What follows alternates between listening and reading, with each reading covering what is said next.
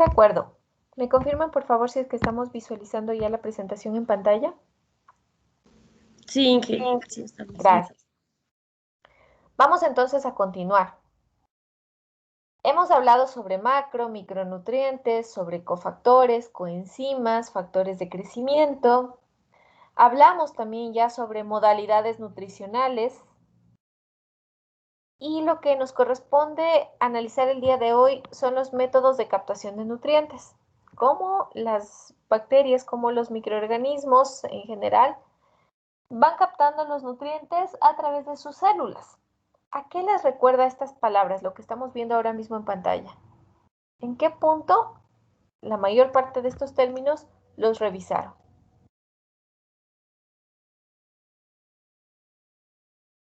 ¿Cuándo habíamos revisado todas estas temáticas?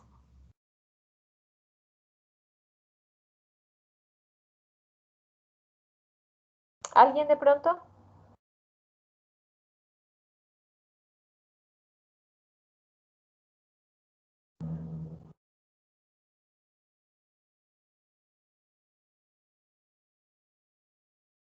Nadie, nunca han escuchado hablar sobre una difusión pasiva, sobre una difusión facilitada, sobre un transporte activo.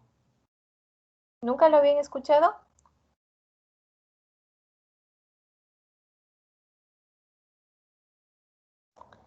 Necesito que despierten, necesito que vayamos participando.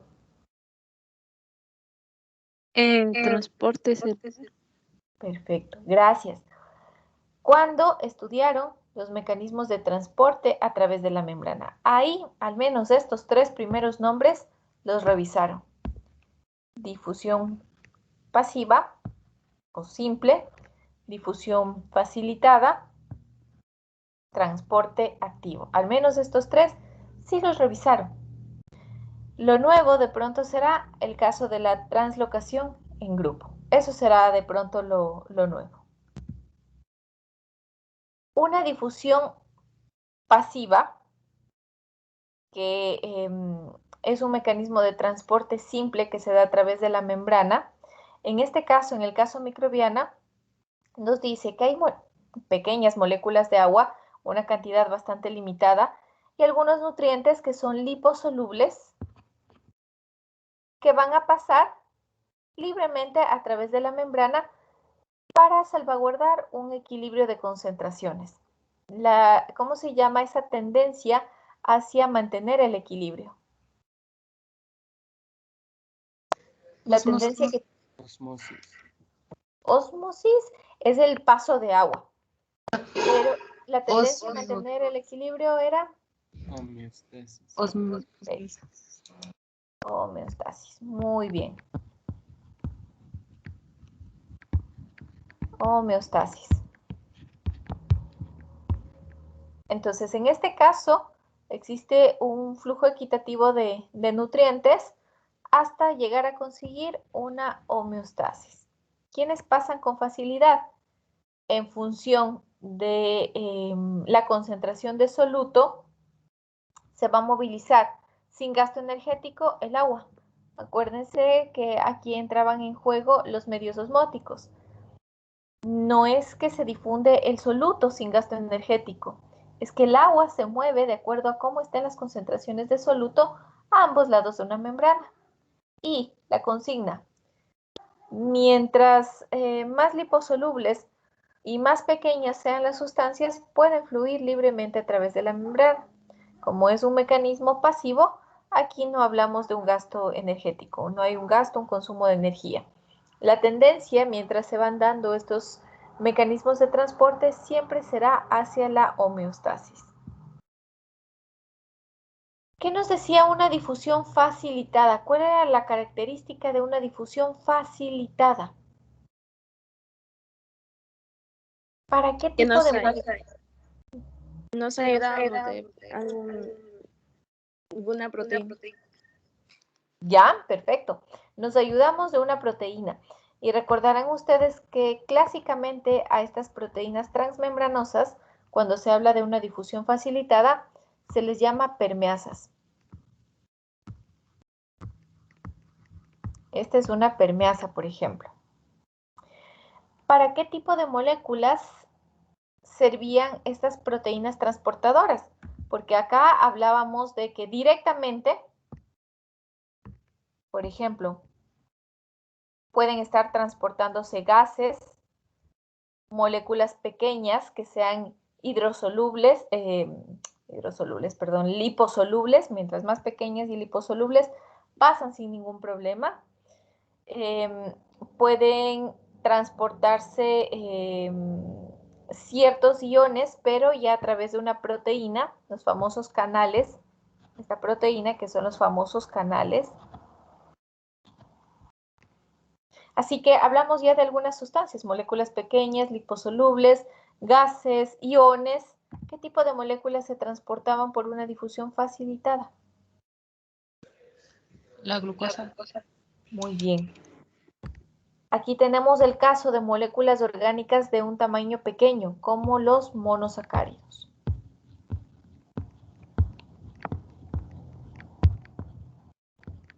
¿Qué pasa con un disacárido? Es mi pregunta.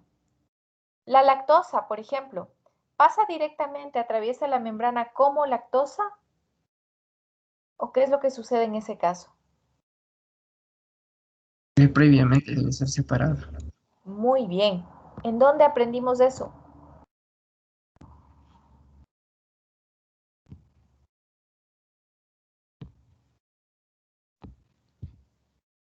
¿En dónde habíamos revisado esto? El operón LAC. En los Perfecto. transportes de masa. En el operón LAC. ¿Se acuerdan ustedes del operón LAC que me decía yo necesito una enzima para que me ayude a romperle a la lactosa? Y cuando ya están separados los monosacáridos, ahí son transportados por una permeasa. Esa es la difusión facilitada. Para que no haya un consumo de energía, nosotros ya previamente hemos aprendido que todo esto va fluyendo a favor de un gradiente de concentración, de una zona, como lo vemos en el esquema, donde hay más concentración a una zona donde hay menos concentración del soluto. ¿De acuerdo? Las características de las permeasas, ¿qué tienen de particular las permeasas? Bueno, las permeasas son bastante selectivas. Tan selectivas son que si, por ejemplo, hay una permeasa para que transporte glucosa, esa permeasa no puede transportar fructosa. Tiene que haber otra que lo haga. Así de específicos son. Pese que glucosa y fructosa tienen la misma fórmula, pero se utilizan distintos transportadores. Es como siempre les digo, en una difusión facilitada, es como tener un juego de llaves, de la misma marca todos, y pensar que dos llaves que son bastante parecidas en longitud, la forma de los dentada que tienen, me permiten abrir una cerradura. Entonces yo podría decir, bueno, es que a pesar de que es la misma marca, físicamente las llaves se ven bastante parecidas, sé que solo una es la que va a abrir la cerradura, solo una es la llave correcta. Así funcionan entonces las permeasas también. Son bastante selectivas e incluso para moléculas que tienen una misma fórmula, como la glucosa y la fructosa, se hace una distinción. Entonces hay una para glucosa y otra para fructosa. ¿Qué es este sistema ABC? Este es algo nuevo para ustedes. Esto no se lo revisa porque nosotros lo vemos con bastante frecuencia a nivel de bacterias específicamente, este sistema de transportación. De acuerdo al esquema que ustedes están visualizando en sus pantallas, ¿por qué se le denominará ABC? ¿Qué se les ocurre? ¿De dónde vendrá ese ABC?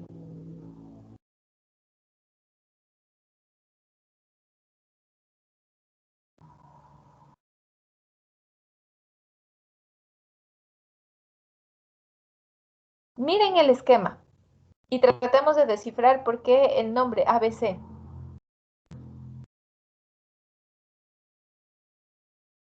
Tal vez porque entra algo A y sale algo B y C.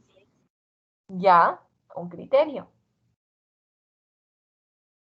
¿Qué más? ¿Algún otro criterio que tengamos? ¿Por qué será este nombre de ABC? Tal vez por las enzimas. ¿Cuántas vemos?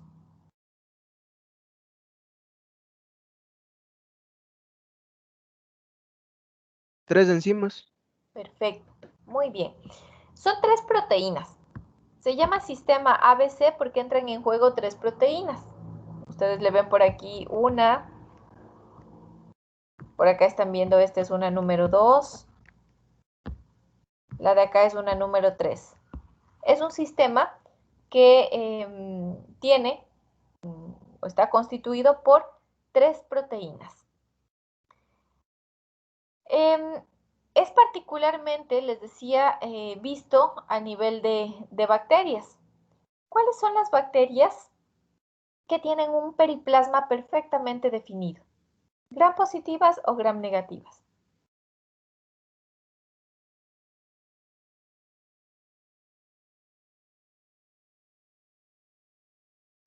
¿Cómo se llamaban las bacterias que tienen un periplasma perfectamente definido? El espacio periplasmático.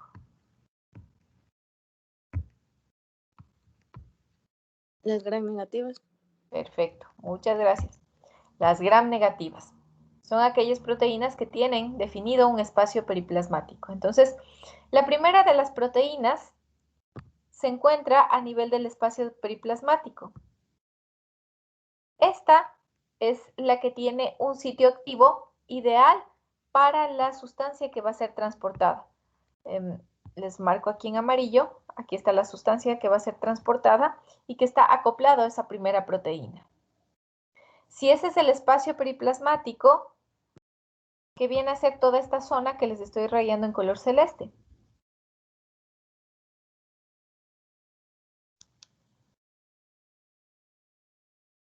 ¿Qué viene a ser toda esta bicapa que les acabo de marcar en color celeste? La membrana. La membrana, muy bien, exacto. Es la membrana celular.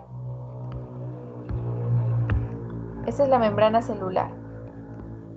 Así que el esquema que nosotros estamos viendo en pantalla ahora mismo explica cómo una sustancia que viene desde el exterior atraviesa el espacio periplasmático, cruza por la membrana celular y finalmente llega al interior celular.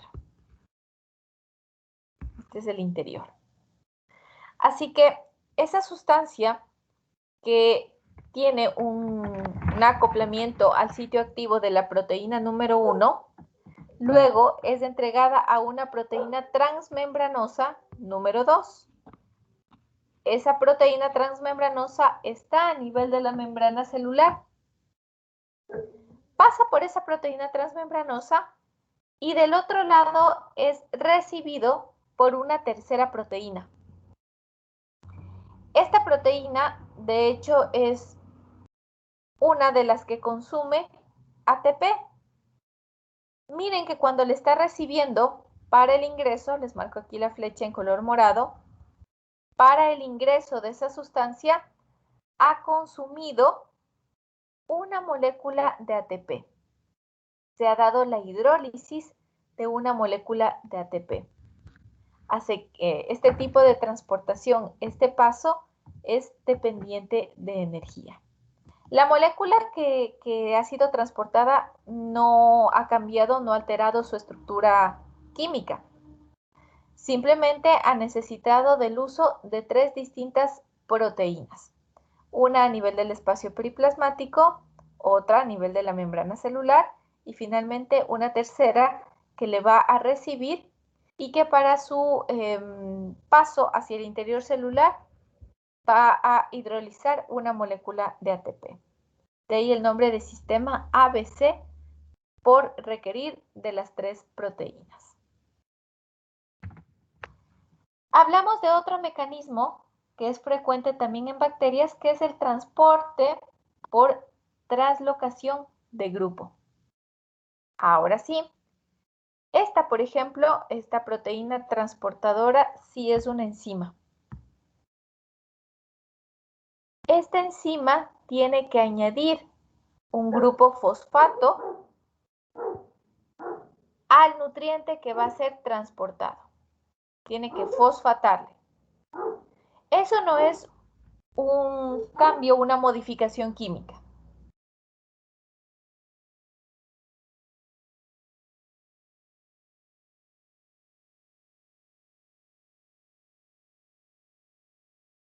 Eso no es un cambio químico el que está sufriendo la sustancia ser transportada.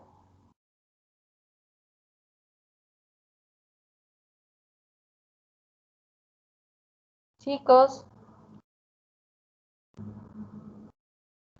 Sí, porque se le añade Sí. grupo fosfato. Claro que sí. Aquí, a diferencia del caso anterior, nosotros sí vamos a tener una modificación química, y esa modificación química es la adición de un grupo fosfato.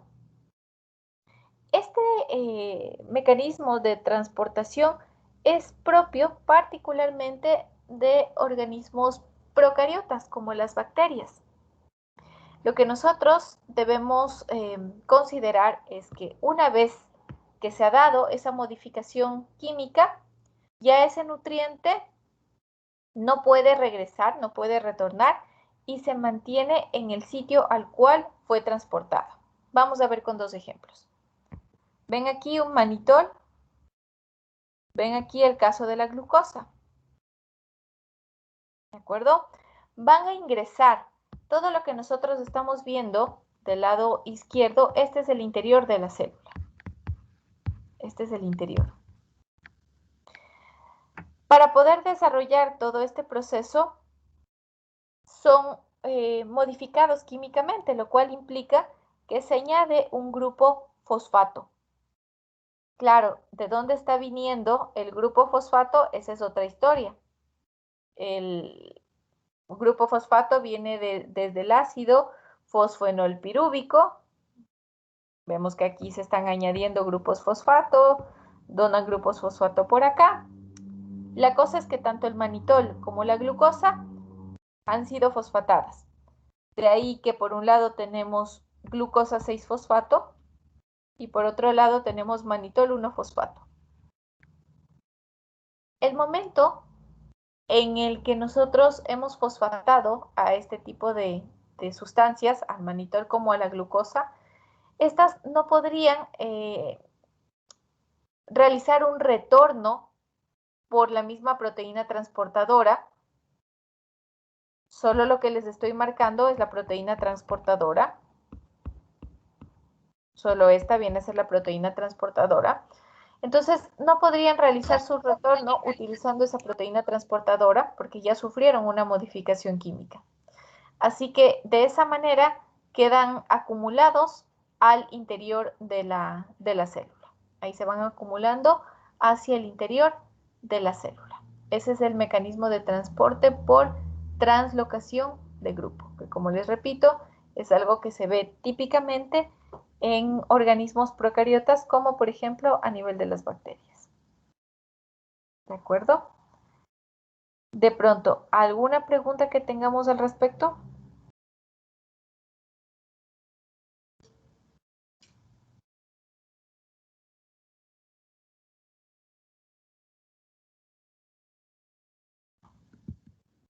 Vamos a avanzar entonces. Después de ver los mecanismos de difusión de distintos nutrientes a través de una membrana, de recordar un poco lo que en algún momento se aprendió en cuanto a transportación, vamos a entrar de lleno con respecto a los medios de cultivo. ¿Qué es un medio de cultivo? Veamos, ¿qué es un medio de cultivo?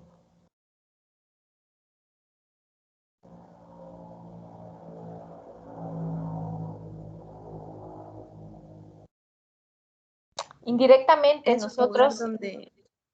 Ay, perdón, pero pensé que preguntó a Sí, nosotros. sí, sí. Es un lugar donde, donde se propicia un ambiente adecuado para el crecimiento de las bacterias, podría ser. Ya. Estamos relacionándolo con un sitio y tenemos muy arraigado a las bacterias. Muy bien. ¿Qué más? ¿Qué otras ideas tenemos? Es una técnica. Una técnica. Es un medio, como su nombre dice, donde se encuentran los suficientes nutrientes, los nutrientes necesarios para que un microorganismo se desarrolle. Ujú, muy bien, exactamente. De hecho, estos medios de cultivo vienen a ser unas preparaciones. Eso viene a ser los medios de cultivo. Les ven en la imagen que tenemos por acá. Tenemos de todo un poco. Lo que está en las cajas Petri son los agares. Por acá les veo unos frasquitos. Estos vendrían a ser los caldos. Entonces son unos preparados. Unos preparados que, como bien lo decían ustedes, cuentan con todos los nutrientes necesarios para que puedan desarrollarse microorganismos. Y sí es cierto que la mayor parte de los microorganismos que manejamos, tal vez en el laboratorio, vienen a ser bacterias y hongos, pues tomemos en cuenta que existen también medios de cultivo que permiten que se puedan aislar otros, como por ejemplo las algas. Sé que los chicos los que estudian parasitología también tienen unos preparados, unas preparaciones para propiciar la concentración de protozoos, por ejemplo. Les he visto haciendo ahí sus preparados. Entonces, un medio de cultivo viene a ser un preparado artificial. Cuenta con todos los nutrientes necesarios para que nosotros in vitro, en laboratorio, tratemos de trabajar con microorganismos, dándoles todas las condiciones adecuadas para ello. ¿Ven este listado? Todo lo que estamos viendo por aquí. Estos son ingredientes frecuentes que hay en esos medios de cultivo. En estos preparados artificiales, nosotros le vamos agregando algunos nutrientes, decíamos. Dependiendo de cuál es el objetivo de trabajo, dependiendo si es que queremos hacer el aislamiento de microorganismos en general, con los nutrientes básicos, o tal vez si es que queremos ya hacer el aislamiento de algún microorganismo en específico que tiene muchas más exigencias, podemos ir variando en cuanto a los ingredientes. Hay medios de cultivo que ya vienen preparados. Nosotros ya los compramos, vienen en un catálogo, seleccionamos el medio de cultivo del catálogo y pues lo mandamos a pedir. Pero existen algunos medios de cultivo que también los podemos preparar. Si nosotros tenemos los ingredientes en el laboratorio, bien podemos prepararlo por componentes. Así que les decía que lo que nosotros vemos aquí son ingredientes frecuentes que podemos encontrar en medios de cultivo. Lo básico, sea un medio sólido, como los agares, sea un medio líquido, como los caldos, o sea de pronto un medio semisólido, todos, sin duda alguna, van a llevar agua.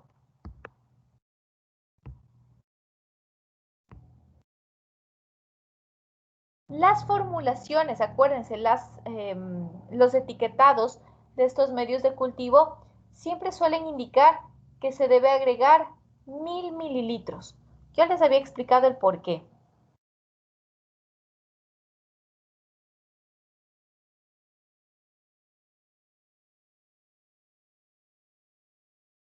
¿Se acuerdan? Incluso esto fue motivo de una de las preguntas de reporte de laboratorio, que les había planteado un etiquetado y casi al final les hablaba de 1000 mililitros de agua. ¿Por qué?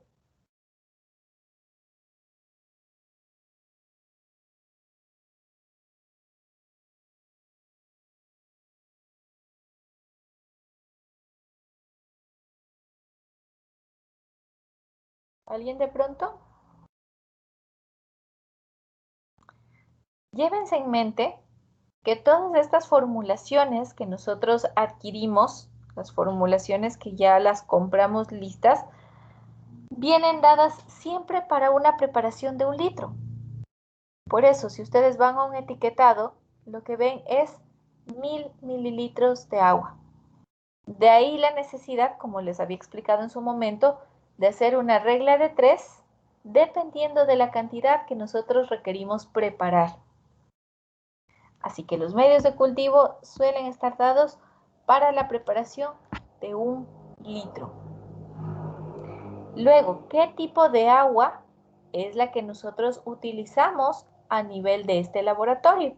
¿Cómo lo utilizan también, por ejemplo, ustedes en química?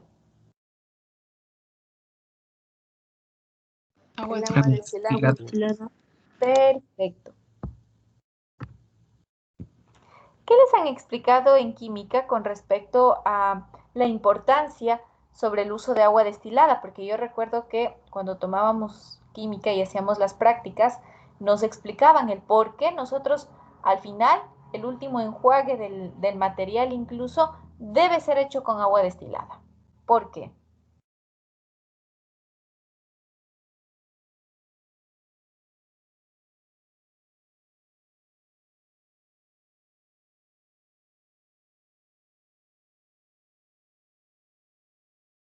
¿Qué les han explicado en química? ¿O no les han explicado por qué? Porque el agua destilada es más pura. Exacto. Eso de más pura quiere decir que tiene menos, o que no tiene, mejor dicho, Microorganismos. microorganismos. No necesariamente, porque yo compro el agua destilada, pero no es agua estéril. Vamos a cualquier lugar, incluso en estos sitios donde venden cosas de carros y demás, yo puedo comprar agua destilada, pero no significa que el agua sea estéril.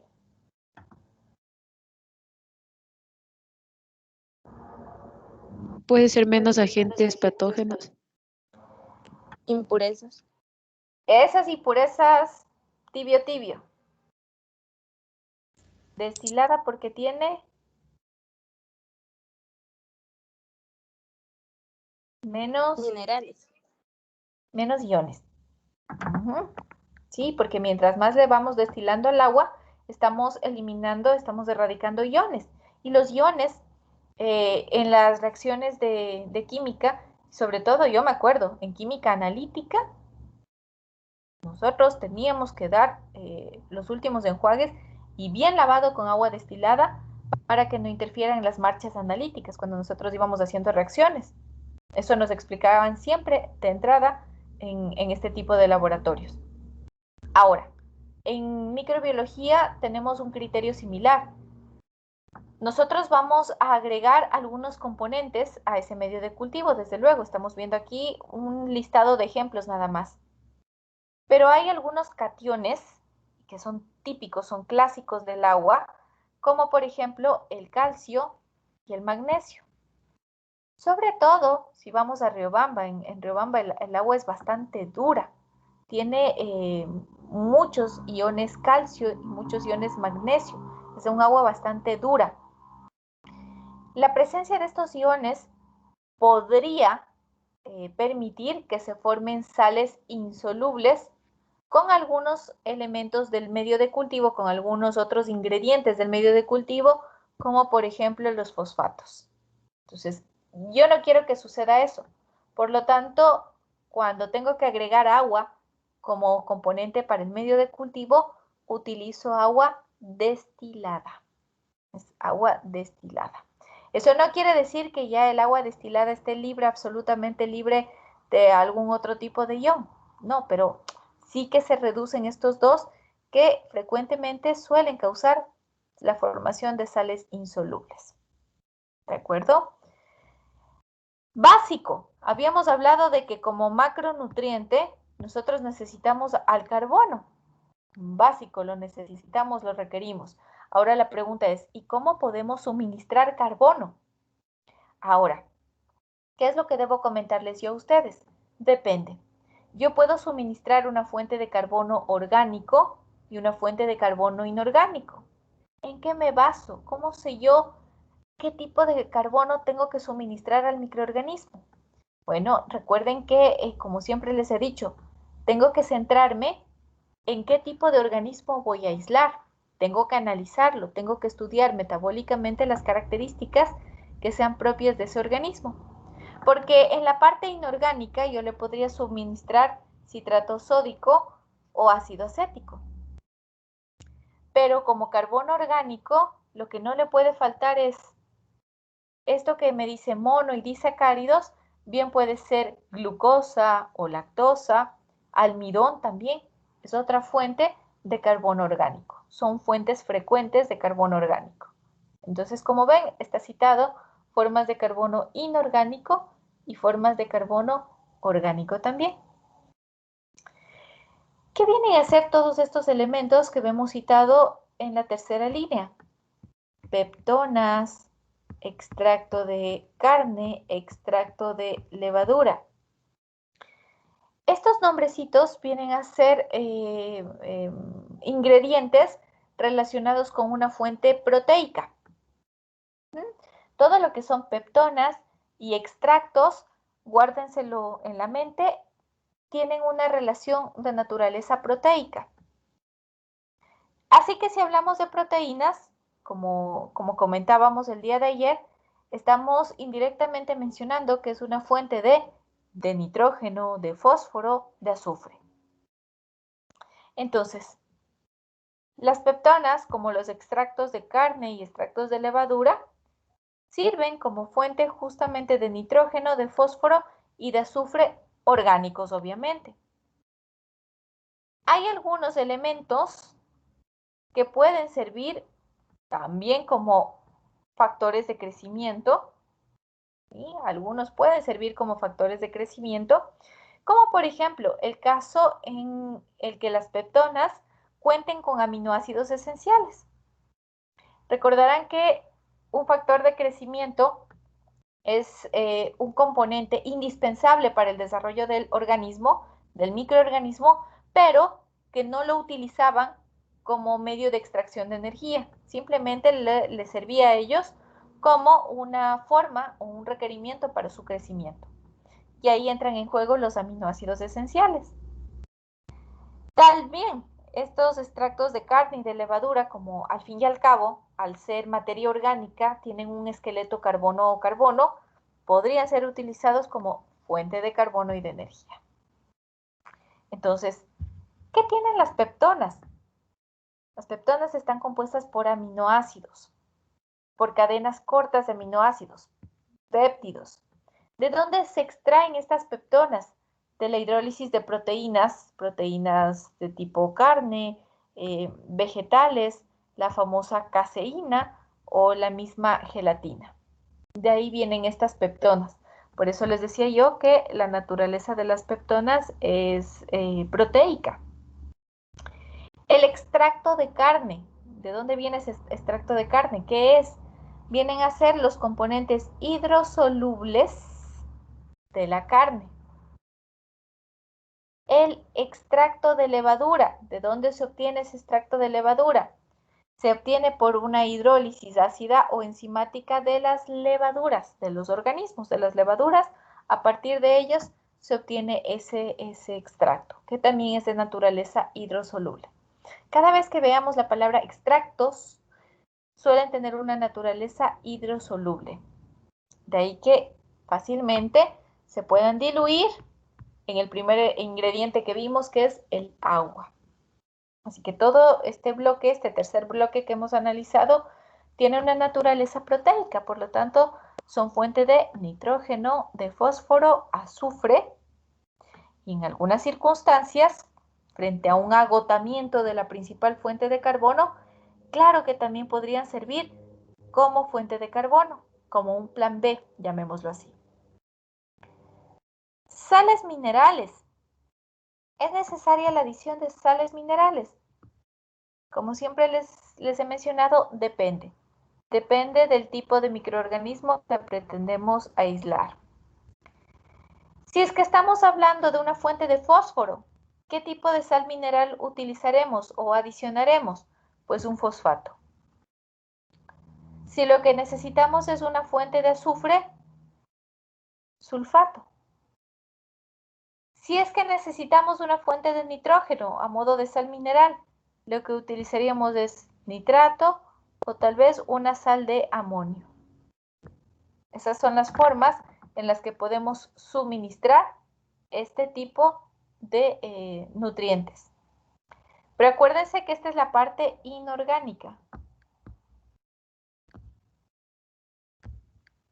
Porque si yo hablo de una fuente de nitrógeno, de fósforo y de azufre orgánico, para eso están las peptonas y los extractos. Todo lo de acá era orgánico. Micronutrientes. Acuérdense que el prefijo micro quiere decir algo que esté en muy poca cantidad, los micronutrientes. Por lo tanto, muchas veces no es necesario la adición de nutrientes extra. Se requieren en tan pequeña cantidad que me basta. ¿Se acuerdan que hablábamos hace un rato del agua destilada? Y les decía, yo necesito que el agua sea destilada para que se evite la presencia en grandes cantidades de calcio y magnesio, pero pueden estar presentes otras impurezas. Agua destilada no es lo mismo que agua estéril, no tiene nada que ver lo uno con lo otro. Destilada porque se reduce la presencia de iones, estéril sí quiere decir que está libre de carga microbiana. Entonces, me basta con el agua destilada tal cual nosotros la conseguimos para que de alguna manera aporte con esos micronutrientes. ¿En qué tipo de medios de cultivo se añade el agar-agar? Esto sí lo saben ustedes, porque lo hemos visto en algunas clases. ¿En qué tipo de medios de cultivo se añade el agar-agar? En el medio sólido. Perfecto. Es el agente solidificante clásico de los medios de cultivo sólidos y aprenderemos en su momento, ya un poquito más adelante, que también se lo puede ir agregando en los medios de cultivo semisólidos. Ahora, para complementar la idea, tomen en cuenta que nosotros habíamos revisado y que este agente solidificante, el agar-agar, en principio fue extraído a partir de la pared celular de las algas rojas como las rodofitas. Ya hoy en día nosotros tenemos pues, una síntesis a nivel de industria para generar este componente. ¿Qué contiene este agente solidificante? ¿Cómo está compuesto este agente? 70% de un polímero que se llama agarosa y 30% de otro que se llama agaropectina. ¿Sí? Vienen a ser polímeros, agarosa y agaropectina. Se les añade, hemos aprendido hasta el momento, que se les añade a los medios de cultivo sólidos y en menor porcentaje cuando nosotros, es nuestro interés, nuestro propio interés, el querer producir medios de cultivo semisólidos. Mientras utilicemos un pH más ácido, va a solidificar con menor dificultad. ¿De acuerdo? A un pH más ácido va a solidificar con menor dificultad. ¿Por qué la utilizamos justamente a este agar-agar? Porque está demostrado que son muy pocas las bacterias que pueden degradarle. La mayor parte de las bacterias y demás microorganismos no pueden degradar ni agarosa ni agaropectina. Entonces, el medio de cultivo va a mantener esa consistencia sólida, esa consistencia de gel transparente. Muy pocas son las bacterias que pueden degradar a este medio de cultivo. ¿De acuerdo? ¿Alguna pregunta que tengamos sobre los principales ingredientes, formas orgánicas e inorgánicas de este tipo de nutrientes? ¿Alguna pregunta que tengan ustedes de pronto?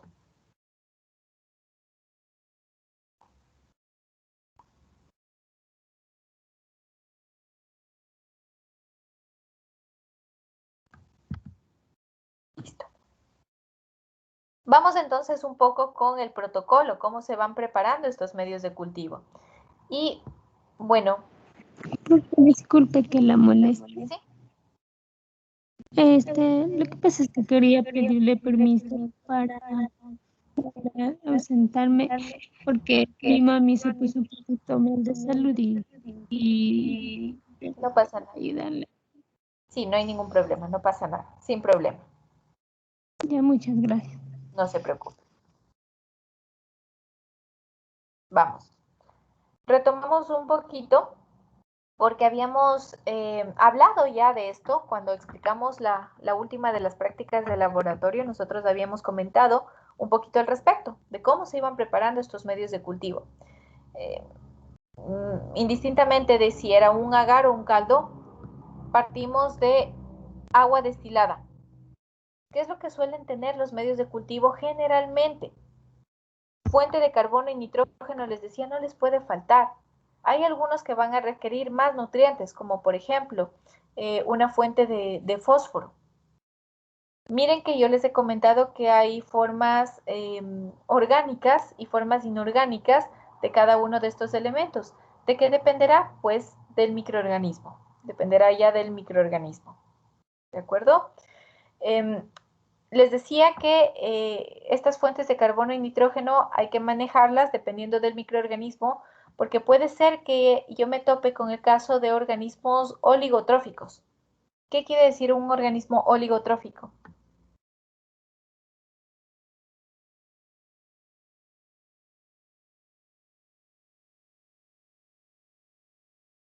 ¿Oligo? ¿Qué quiere decir ese prefijo oligo?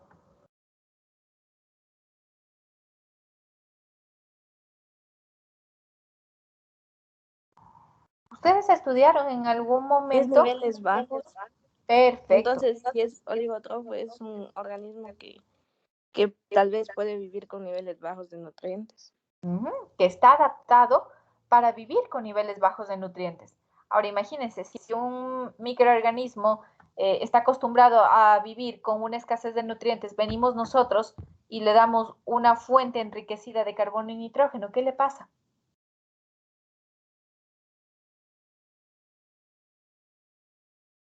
¿Qué pasa si es que vengo yo y le coloco ese microorganismo en un medio de cultivo enriquecido con una abundante fuente de carbono y nitrógeno? ¿Qué le va a pasar? Pensemos en los medios osmóticos.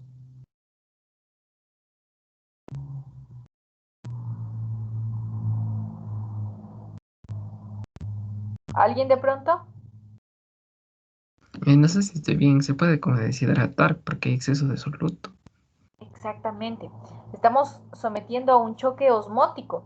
Es que es alguien que ha estado acostumbrado a vivir con pocos nutrientes. Vengo yo y le someto a un montón de nutrientes. A ese pobre microorganismo le voy a provocar un choque osmótico. Por eso siempre les repetiré hasta cansarme. Hay que tomar muy en cuenta con qué tipo de microorganismo voy a trabajar yo. ¿Cuál es mi objetivo de aislamiento o de análisis?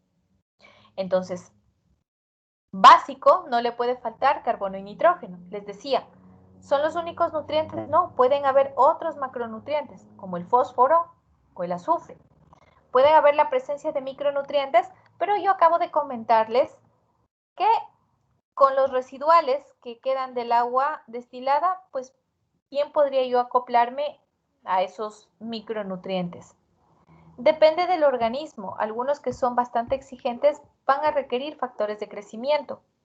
Vitaminas, acuérdense las peptonas que tienen aminoácidos esenciales en algunos casos, o algunos extractos, como el extracto de carne, el extracto de levadura, van a requerir factores de crecimiento. Entonces, estos vienen a ser los principales ingredientes de un medio de cultivo, de cualquier medio de cultivo. Dependiendo si es un medio de cultivo sólido o uno semisólido,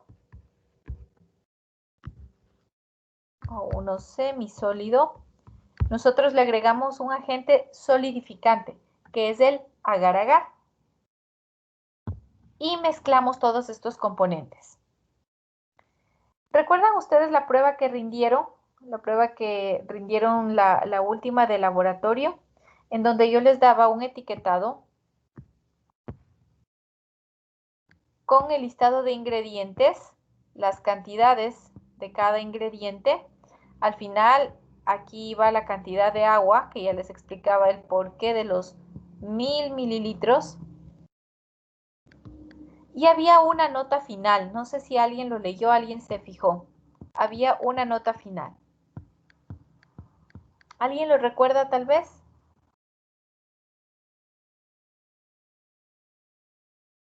Creo que estaba el pH. Muy bien, exactamente. Había una nota final al pie que les hablaba del pH. Y es que en algunos casos el medio de cultivo debe ser ajustado a un determinado pH. Les pongo un ejemplo. ¿En qué pH vivirán las bacterias del yogur? Supongamos que mi idea es trabajar a aislarles a las bacterias del yogur. Así que yo llevo una muestra de yogur al laboratorio y estoy preparando el medio de cultivo. Al final tengo que hacer un ajuste de pH. ¿Cómo ajustaré ese pH? ¿A qué pH tienen que estar presentes las bacterias del yogur? ¿Será ácido? ¿Será alcalino? ¿Qué opinan ustedes?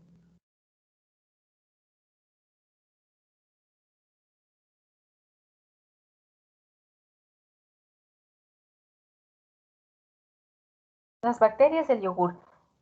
Tomemos en cuenta el sabor que nosotros percibimos en el yogur. Alcalino. Ácido. Un poco ácido por el tema de fermentación, podría ser. Muy bien. Es un producto proveniente de una fermentación. Y lo que se está generando en el yogur, lo que le da la acidez, es el ácido láctico. Así que habría que hacer un ajuste de pH a uno que sea ácido. Y bueno, dependerá del caso. Podemos basarnos en literatura también, en experimentaciones científicas previas y demás. Pero para ese tipo de bacterias nosotros hacemos un ajuste a un pH 4,5. Hay algunas soluciones que nosotros podemos agregar para ir ajustando ese pH. Por ejemplo, si quiero acidificarlo, yo utilizo ácido acético. ¿Han hablado en química ya sobre titulaciones? ¿Sabemos qué es una titulación? ¿Les han comentado algo sobre titulación?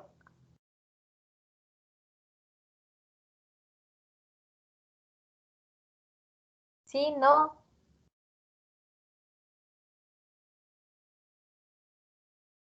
Chicos, ¿sabemos o no sabemos qué es una titulación? Es un ácido base que nos ayudaba a ver si la sustancia era ácida o básica. Perfecto, exactamente. Entonces, algo así vamos haciendo nosotros aquí. A modo más o menos de una titulación, vamos añadiendo una cierta cantidad de ácido acético gota a gota. Justamente como en una titulación.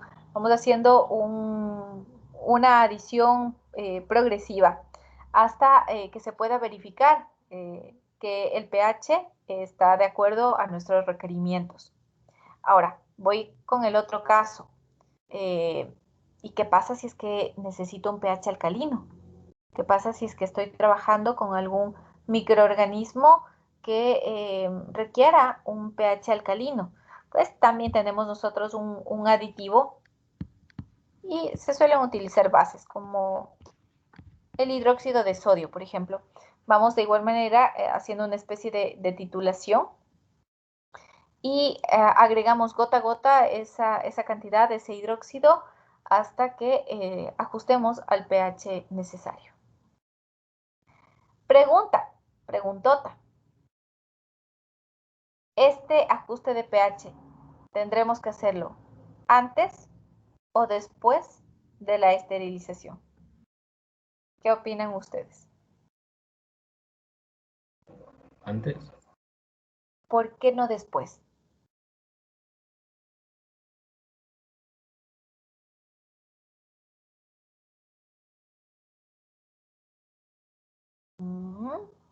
Antes, Porque mira, porque luego de la esterilización la podríamos contaminar. muy bien, exactamente. Imagínense lo que es ya tener un producto estéril proveniente del autoclave y recién en ese momento ponerme a hacer la titulación. ¿Acaso que el ácido acético y el hidróxido de sodio son estériles? No. Entonces contaminaríamos, no tiene lógica. Por lo tanto, miren ustedes, incluso en el diagrama de flujo, estos ajustes de pH se hacen antes de un proceso de esterilización.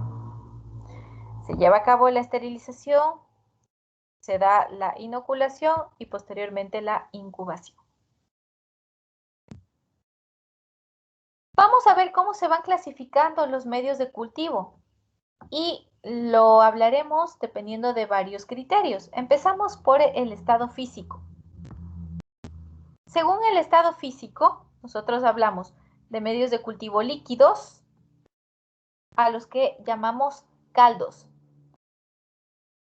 Estos carecen de agente solidificante entre sus ingredientes. En el etiquetado yo puedo ver y nunca voy a encontrarme con el término agar por ningún lado. No tienen agente solidificante.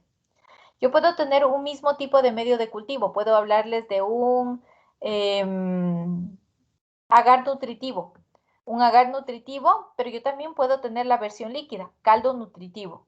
Todos los demás ingredientes son exactamente los mismos, excepto que este último no tiene la presencia del agente solidificante. El resto no varía. Entonces, para algunos medios de cultivo, yo tengo las versiones en sólido y en líquido.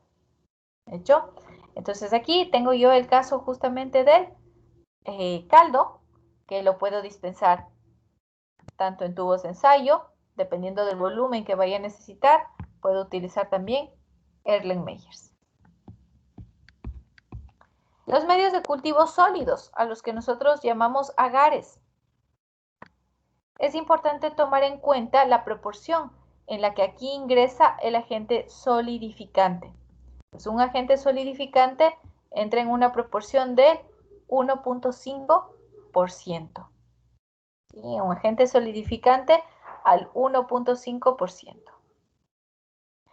Este de pronto nuevo, se los comentaba en varios puntos dentro de la clase, que también vamos a tener medios de cultivo semisólidos.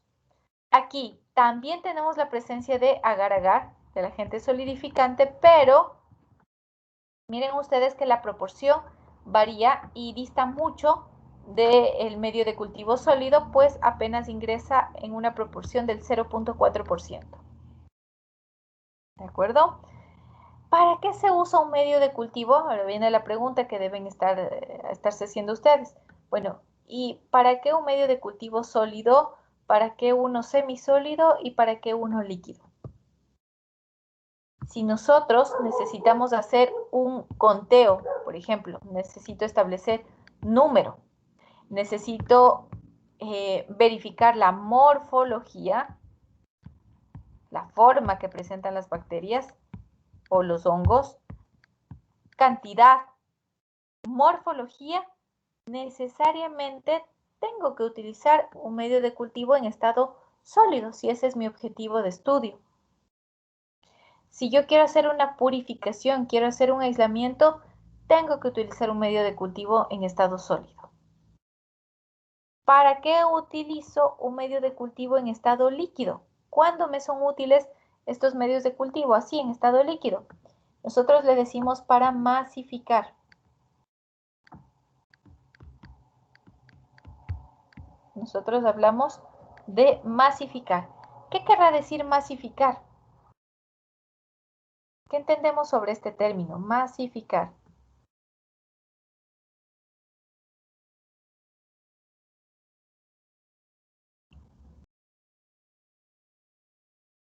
¿Qué es algo uniforme?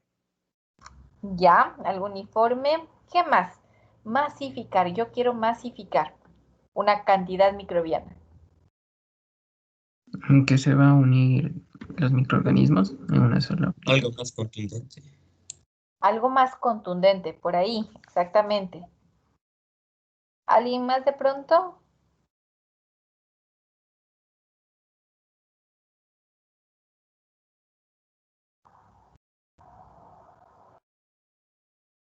Masificar quiere decir aumentar. Masificar, aumentar. Aumentar la carga microbiana. ¿Qué pasa cuando yo tengo muy poquito inóculo, muy poquita cantidad inicial, pero yo necesito aumentar esa cantidad y tengo que hacerlo rápido? El primer paso sería trasladarlo a un medio de cultivo líquido, porque resulta que hay los mismos nutrientes en un medio de cultivo líquido como puedo haberlos en la versión sólida, pero definitivamente, ¿cuál es más fácil de asimilar, el líquido o el sólido? ¿En un estado líquido esos nutrientes o en un estado sólido?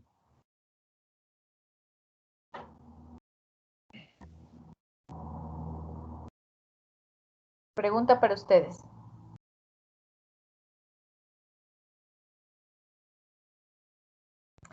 Pensemos como microorganismos. Si yo estoy sumergida en un medio nutricional, ¿de dónde puedo extraer con más facilidad esos nutrientes? ¿Estando en uno sólido o estando en uno líquido? Líquido. Líquido. Exactamente, estando en un medio líquido. Me es más fácil, justamente por el estado de la materia, me es más fácil asimilar esos nutrientes. Por lo tanto, este medio es útil para masificar. Me permite hacer un recuento, pensemos. ¿Puedo yo obtener el número de microorganismos que están presentes ahí? Puedo, pero de una manera indirecta. ¿Sí? Ya vamos a ver a qué nos referimos con eso, ese indirecto. La turbidez es uno de los determinantes. No es lo mismo un caldo que esté más turbio o menos turbio. Más turbio, obviamente, querría decir que hay más presencia de microorganismos. Entonces, indirectamente yo puedo tener un estimado de la cantidad de microorganismos. Puedo tener un estimado. Pero un conteo directo, el que me ofrece el agar, definitivamente. Otra cosa, jamás yo podría analizar la morfología si es que está en un medio de cultivo líquido, cosa que sí me permite el medio de cultivo sólido. Entonces, cada uno tiene sus usos y sus aplicaciones. ¿Para qué me puede servir un medio de cultivo semisólido? Estos nosotros los utilizamos específicamente cuando se tratan de hacer pruebas de movilidad.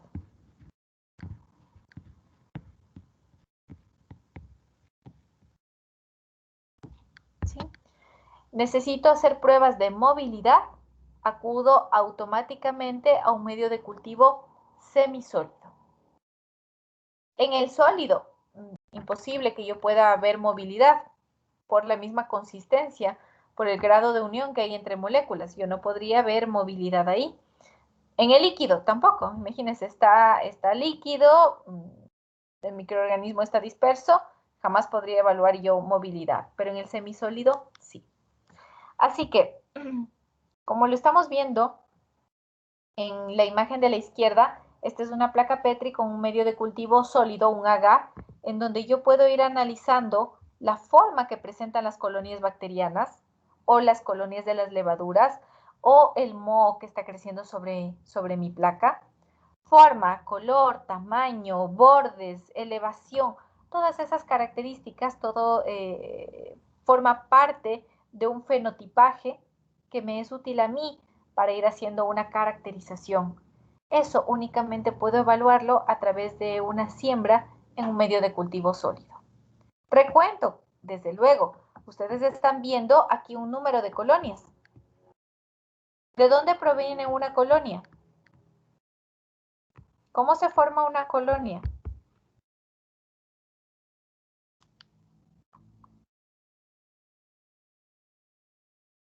Esto lo tratamos dentro de las primeras clases.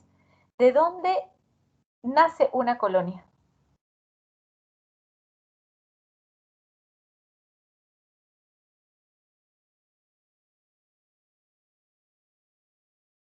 ¿Alguien tal vez? De una célula madre. Exacto. De una primera célula por multiplicación, de ahí se llega a formar una colonia. Por lo tanto, en donde nosotros vemos la formación de una colonia, sabemos que inicialmente hubo una primera célula que estuvo ahí presente. Así que podemos hacer un recuento directo a través del número de colonias. En el medio de cultivo líquido, les decía yo que en el medio de cultivo líquido me es útil masificar.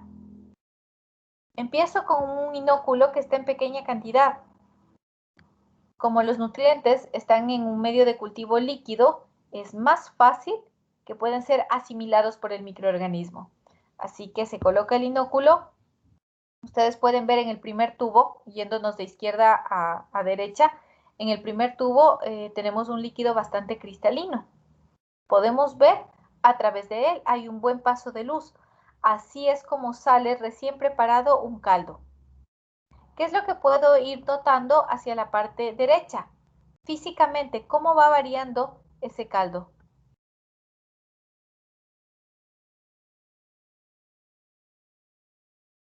¿Qué es lo que notan ustedes?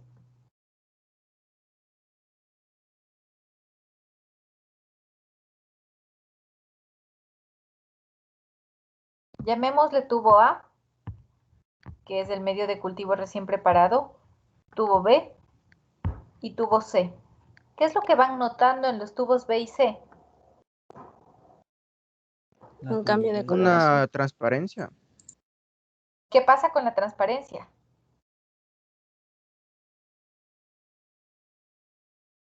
¿Sigue siendo igual de transparente? Cambia. Se va haciendo más turbio. Miren cómo aumenta el grado de turbidez en el tubo B, ni se diga en el tubo C. Si yo pretendo que pase la luz por ahí, va a pasar muy poca, diría yo que casi nada ya en el tubo C. Mientras más turbidez haya, más presencia de carga microbiana. A mayor turbidez, entonces, mayor cantidad de microorganismos. ¿Qué más puedo notar yo? ¿Qué tiene el tubo C que no tenga el tubo B? Una capa de coloración rojiza. Perfecto. Veo esa capa superior que nosotros decimos que es la formación de una nata. Hacia abajo no lo puedo apreciar, pero yo tengo hacia la parte inferior sedimento. Podrán observar ustedes que desde el inicio se colocó aquí una especie de campanas, esos cilindros que están sumergidos en cada uno de los tubos, A, B y C, que pueden notar con respecto al origen. El origen es el A. ¿Qué pueden ver con respecto a esas campanitas en el B y en el C?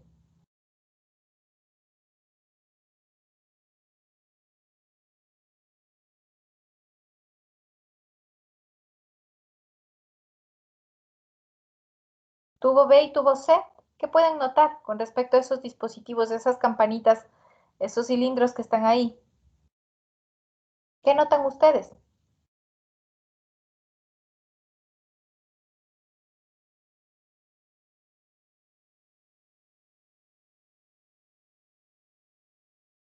¿Alguien, chicos? No notamos nada.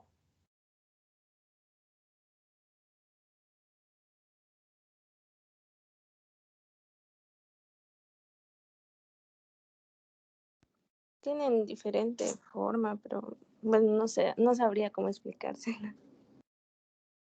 Tienen diferente forma. ¿Qué creen que puedan haberse formado en estos mini tubos que están dentro del tubo de ensayo? En este, como en Una este. burbuja de agua. Una burbuja. Dejémoslo en burbuja. Perfecto. Veo en el tubo B como en el C, veo que este mini cilindro son tubitos en realidad, nosotros les llamamos los tubos Durham. Veo que aquí se ha formado una burbuja. No es precisamente una burbuja de agua, sino que es una burbuja de gas. Esta burbujita que vemos aquí es una burbuja de gas.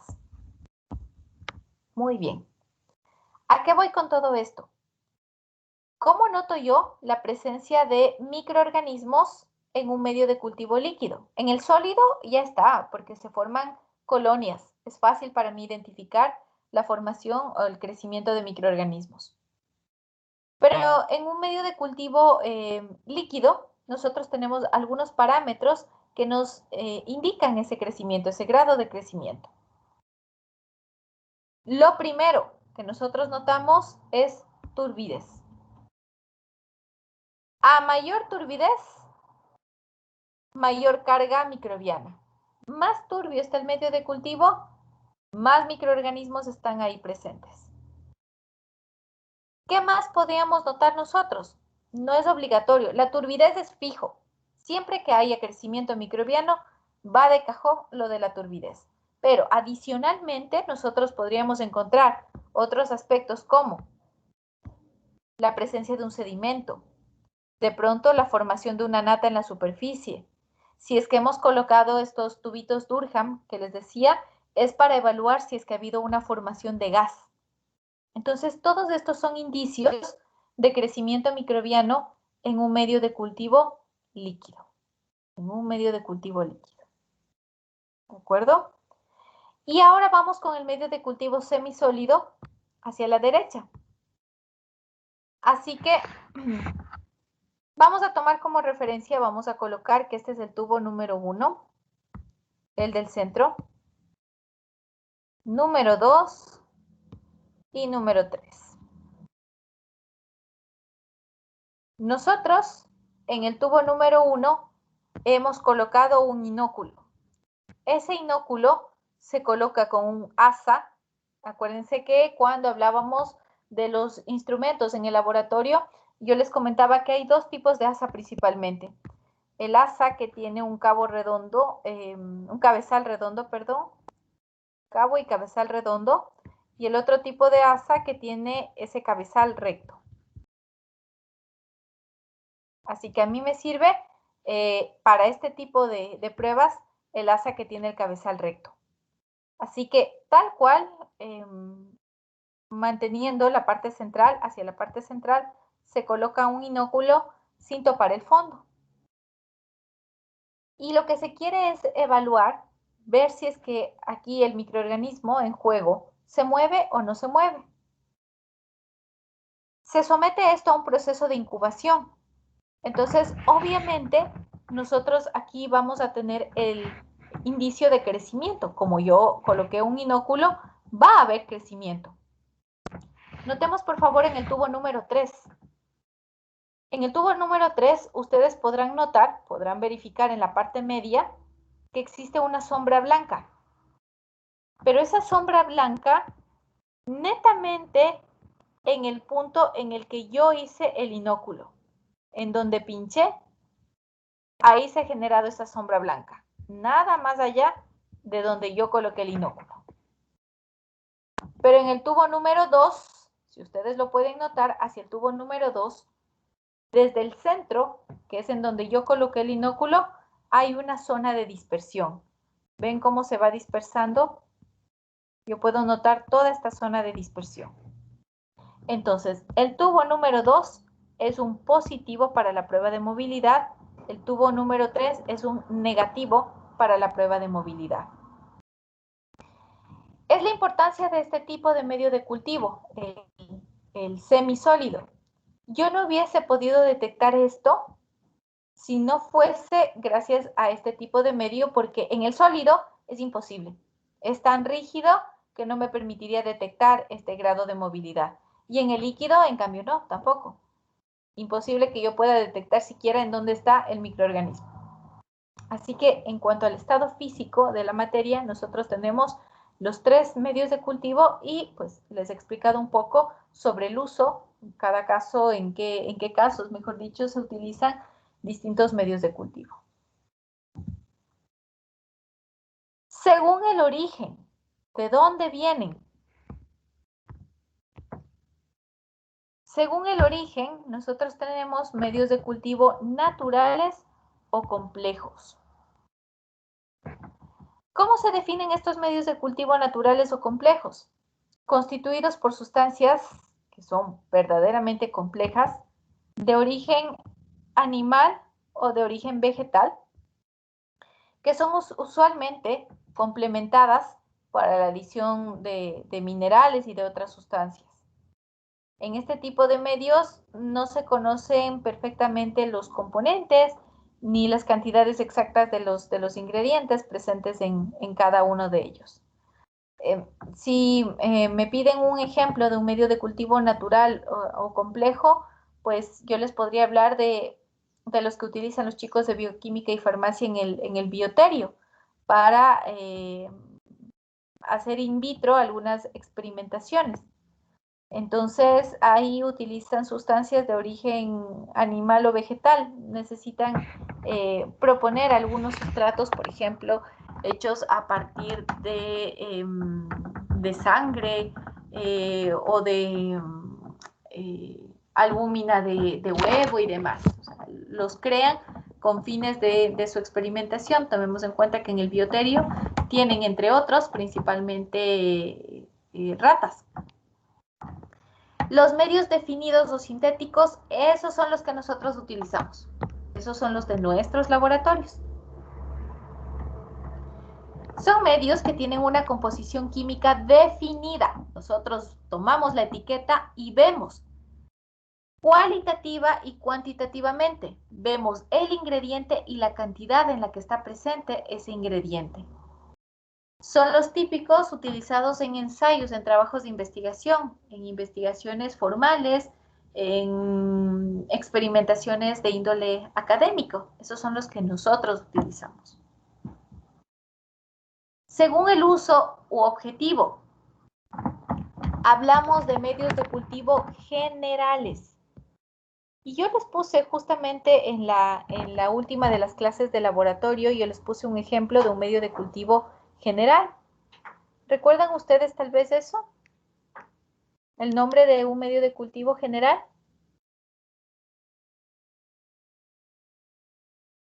Era el PSA. Ya, perfecto. Nosotros aquí tendríamos el caso del PSA, medio nutritivo, como agar, el TCA, el soya tripticasa, o como caldo, TCB. Todos esos son medios de cultivo generales. Tienen los nutrientes básicos para que ahí pueda desarrollarse toda gama de microorganismos. No necesitan ninguna condición especial. ¿De acuerdo? ¿Ven el esquema que nosotros estamos viendo hacia la derecha? Esa imagen, esa fotografía es real. Es una mano sucia colocada sobre una placa Petri. Así que ya se imaginarán toda la carga microbiana que tenemos ahí. ¿Y qué pasaría si es que yo me lavo la mano y vuelvo a hacer el ensayo? ¿Será que ya no tengo nada de carga microbiana?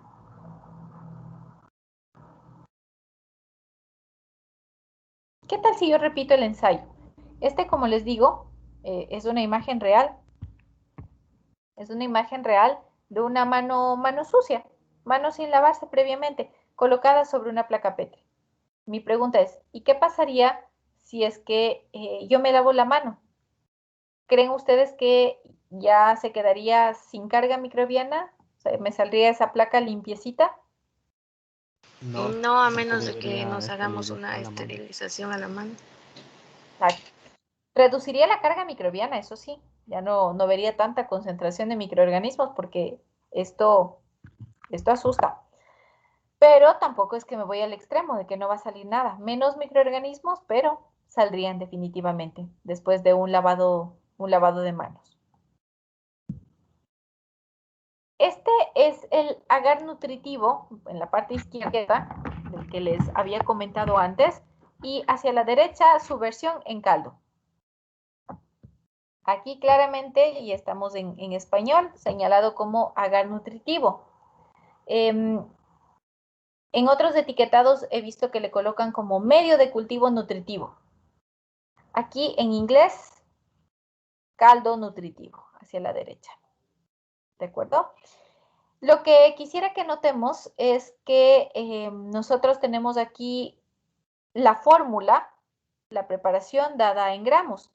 Entonces, ¿qué nomás contiene este medio de cultivo? Por ejemplo, hablamos de pluripeptona y ya sabemos que las peptonas tienen una naturaleza proteica, son fuentes de nitrógeno, de fósforo y de azufre en forma orgánica. Tenemos también la presencia de un extracto de carne, que es un hidrolizado de este producto. Tenemos una sal mineral como el cloruro de sodio y vemos las cantidades de cada uno de ellos. 5 gramos, 3 gramos, 8 gramos. Y al final vemos que contiene agar.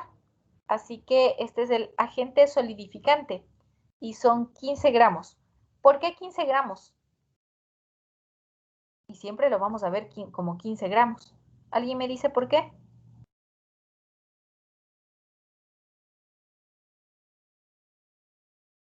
Y es algo que se les comenté hace un momento. Es como un valor referencial. ¿Pero por qué? Valor referencial exacto. ¿Por qué?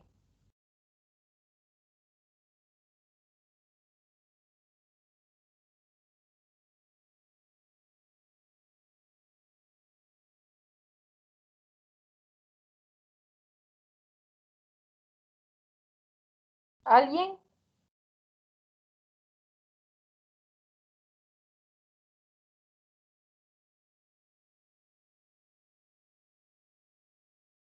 ¿Nadie de todos mis estudiantes? Hace un rato nada más, ¿qué serán? Unos 15 minutos. Estábamos topando ese punto. Puede ser porque se va a preparar para 1 litro y entonces ya está establecido. Pero ese 15, quiero saber de dónde sale ese 15, ese valor 15. Voy a volver para atrás. Era 1.5%. Muy bien, gracias, muy bien. Miren ustedes, hace un momento nada más cuando hablábamos sobre la clasificación de los medios de cultivo según el estado físico, poníamos un dato, un valor, el agente solidificante al 1.5%. De ahí que nosotros, cuando vemos la composición de los agares, vemos justamente el agente solidificante como 15 gramos. Les da las instrucciones para hacer esta preparación, para hacer todo este preparado, y les indica que se deben suspender los 31 gramos del medio de cultivo, que a propósito, ¿por qué 31? ¿De dónde sale ese 31?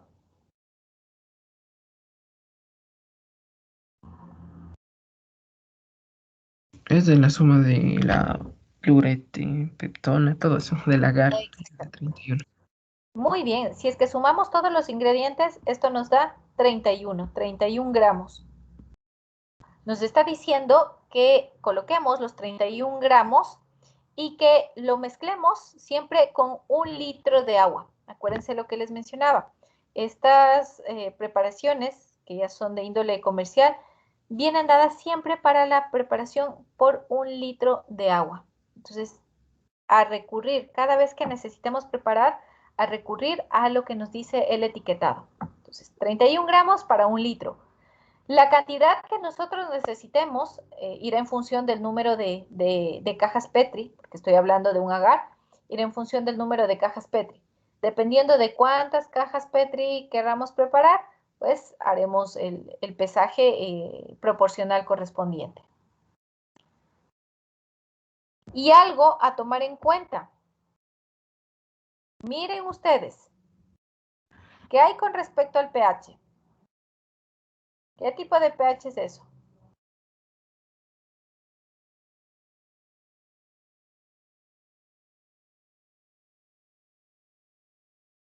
¿Qué tipo de pH es ese? Ácido. Un ácido débil. ¿Un ácido? ¿7.3? Básico. Básico. Y cercano a la neutralidad. La mayor parte de los pHs que manejamos en medios de cultivo suelen ser aproximadamente cercanos a la neutralidad. Hay un más menos.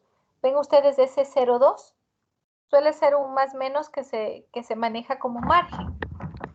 Pero yo les diría que la mayor parte de los medios de cultivo se trabajan en un pH cercano a la neutralidad, salvo excepciones, como les hablaba el ejemplo hace un rato del aislamiento de bacterias acidolácticas, en donde ahí sí que se precisa de un pH 4.5.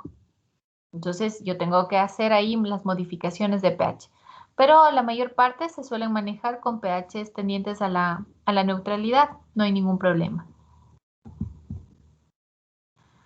Continuando con la clasificación de según el uso y objetivo, ya habíamos hablado de los medios de cultivo generales, ahora vamos con los de enriquecimiento.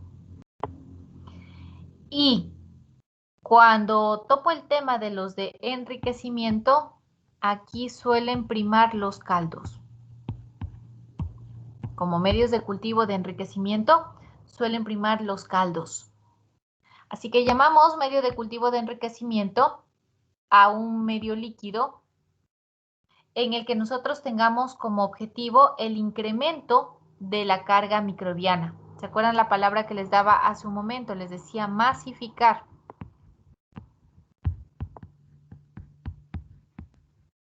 Masificar. Si mi objetivo es masificar, yo utilizo un caldo y esos suelen ser caldos de enriquecimiento. Entonces, Nada mejor que este tipo de medios de cultivo para aumentar la carga de un microorganismo en específico. Sigo con la misma clasificación, según el uso y objetivo. He hablado de los generales, he hablado de los medios de cultivo de enriquecimiento y ahora vamos con los medios de cultivo selectivos. ¿Qué le sugiere la palabra, el término selectivo?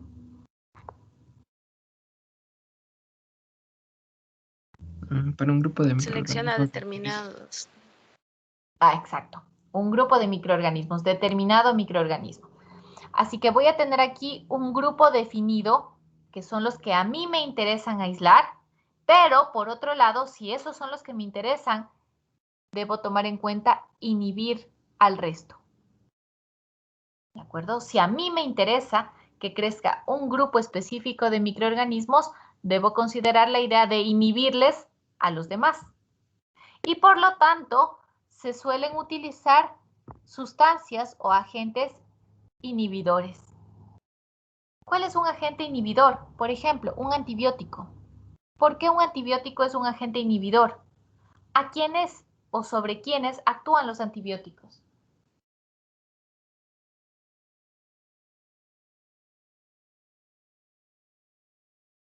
¿Sobre quiénes actúan los antibióticos? ¿Qué tanto nos mandan a tomar los médicos?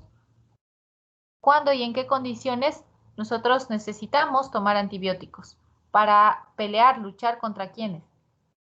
Contra las bacterias. Para las bacterias. Perfecto. Así que les pongo este caso. ¿Qué tal si yo quiero aislar aquí netamente hongos?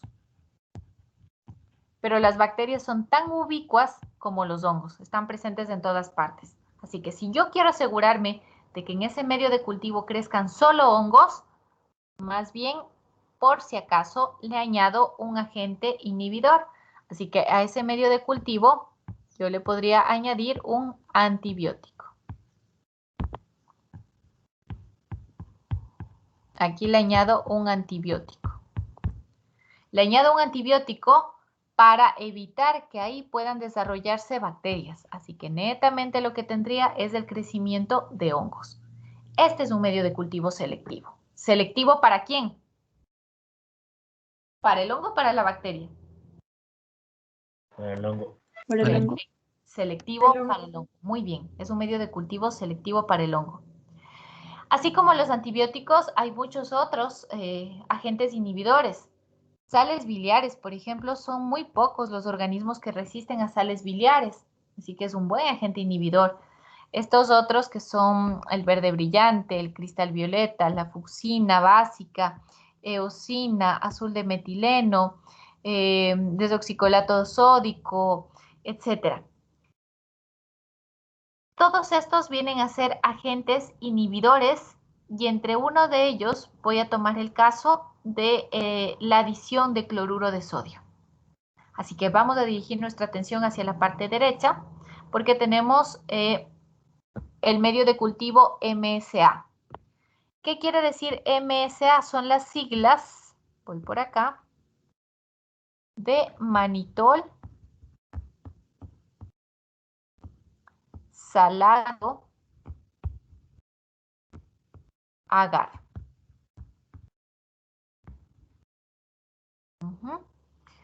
Así como les puse el ejemplo del medio selectivo para hongos que contenía antibiótico, vamos a tomar otro ejemplo que es el del agar manitol salado. ¿De acuerdo? Voy con lo de salado, como lo dice su nombre. Salado porque como agente inhibidor tiene cloruro de sodio. Tiene cloruro de sodio. Agente inhibidor, ¿para quiénes? Resulta que el cloruro de sodio suele inhibir a las gram negativas. ¿Sí? El cloruro de sodio es un agente que suele inhibirles a las gram negativas. ¿Quién quiero yo entonces que crezca en este medio de cultivo si es que ya les inhibo a las gram negativas? Aquí yo necesito que crezcan entonces las gram positivas. este medio de cultivo es específico para Staphylococcus. ¿Qué es Staphylococcus? Por la palabra, por el término. Esa palabra corresponde a género, corresponde a especie. ¿A qué corresponde el término Staphylococcus?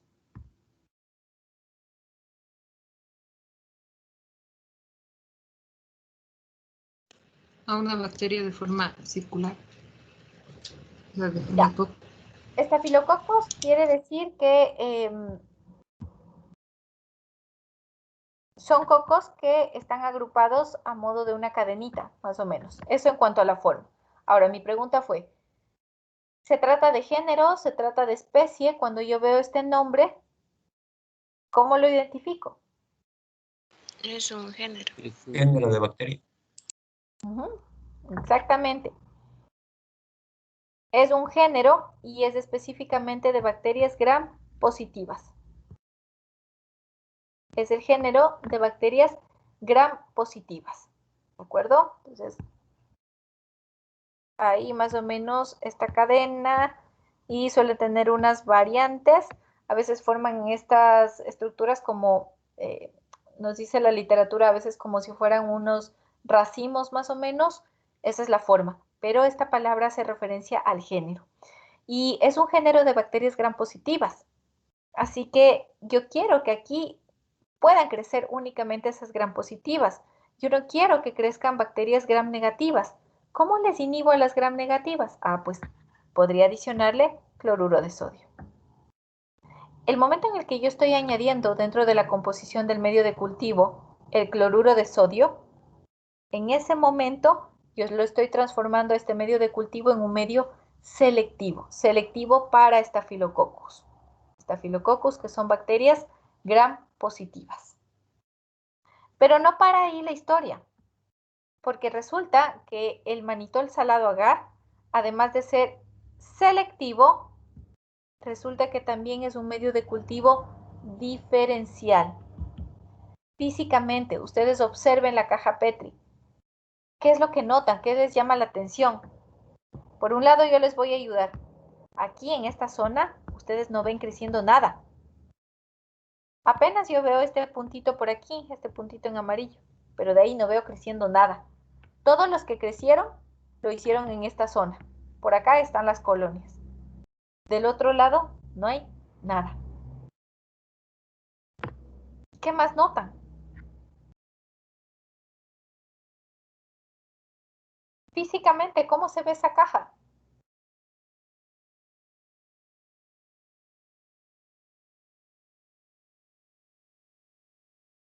Una sola tonalidad, ¿cómo la ven? Dos colores, un amarillo y un rosado. Perfecto. Dos colores perfectamente definidos. Una zona amarilla y una zona rojiza.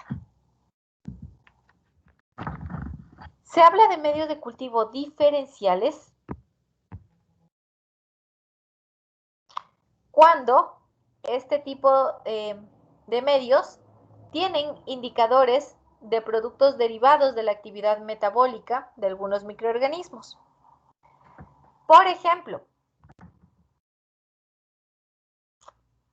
agar con rojo fenol, que se utiliza para la fermentación de los carbohidratos, para detectar si se fermentó o no se fermentó un carbohidrato. Y es justamente el caso que tenemos acá, y volvemos al mismo ejemplo con el mannitol salado agar. Sepan ustedes que este es un caso de un medio de cultivo que por un lado es selectivo por la presencia de cloruro de sodio, pero por otro lado es diferencial también. Aquí se me fue el selectivo porque este es el diferencial.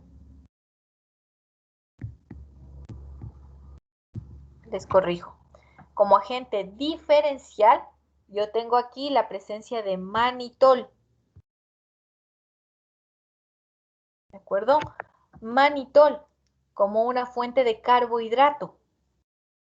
Y entonces, rojo fenol, que viene a ser un viraje de coloración, de acuerdo a si se ha fermentado o no se ha fermentado ese carbohidrato. ¿Quiénes lo pueden fermentar? Los que se van a la zona amarilla. En medio de cultivo, si es que se pudo fermentar, se van hacia la zona amarilla. Si es que no pudieron fermentarlo, se quedan en la parte rojiza. Y entonces, mientras que por un lado, dentro del nombre, el cloruro de sodio, que tiene que ver con la palabra salado, es un agente selectivo. Por otro lado, el mannitol viene a ser el agente diferencial para ver si es que se pudo o no se pudo fermentar ese carbohidrato. Entonces, este es un medio de cultivo y no solamente este, gran parte de medios de cultivo son de doble uso.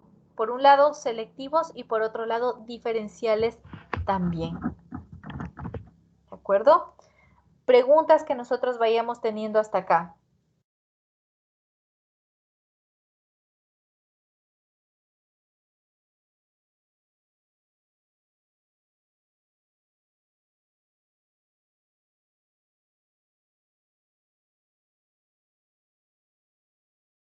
¿No tienen ninguna pregunta?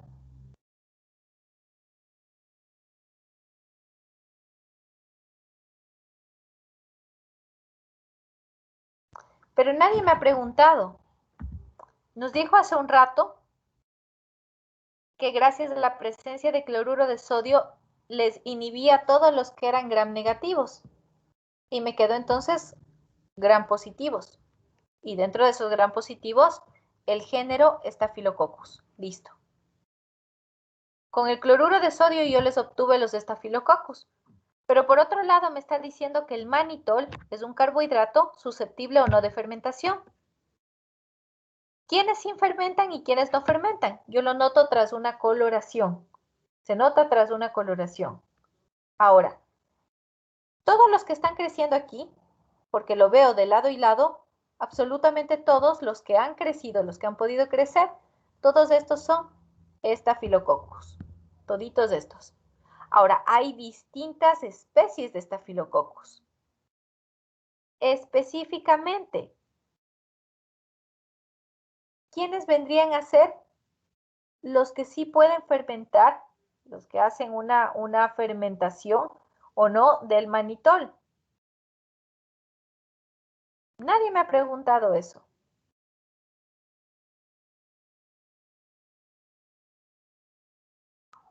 Yo les podría hablar del Staphylococcus epidermidis, saprophyticus, del Staphylococcus aureus.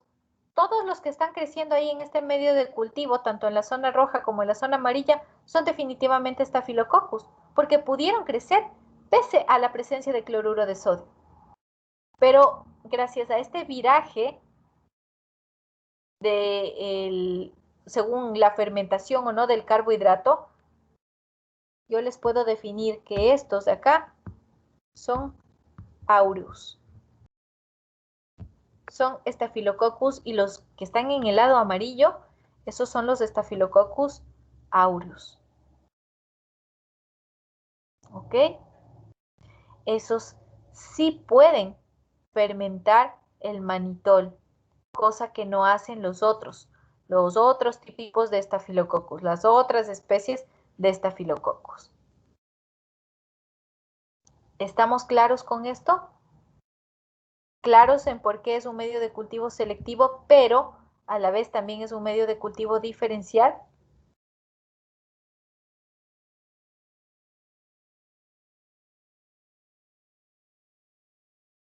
Sí, profe. De acuerdo. Continuamos con el uso objetivo. Hemos hablado de los medios generales, hemos hablado de los de enriquecimiento, acabamos de hablar de los selectivos, de los diferenciales y continuamos con los medios mínimos. Estos medios mínimos suelen ser típicos de microorganismos que viven en condiciones ambientales naturales. Así que se caracterizan, como el nombre lo indica, por tener una mínima cantidad de nutrientes necesarias para el desarrollo de un microorganismo. Así que normalmente en este tipo de medios de cultivo se omite la presencia de aminoácidos o se ponen las cantidades justas y necesarias. ¿Qué tal si es que nosotros vamos a hacer un muestreo y muestreamos una fuente de agua subterránea? Agua subterránea que aparentemente tiene una buena calidad, en la que no hay interferencia antrópica, no hay intervención del hombre, y por lo tanto se mantiene un cierto grado de pureza. No hay muchos nutrientes por ahí, ¿verdad? Agua subterránea. ¿Qué pasa si es que yo tomo esa muestra, pretendo hacer el aislamiento de los microorganismos y le someto a un medio nutritivo? Le someto a un PCA, le someto a un TCA. ¿Qué es lo que les pasaba? Hace un momentito les preguntaba eso.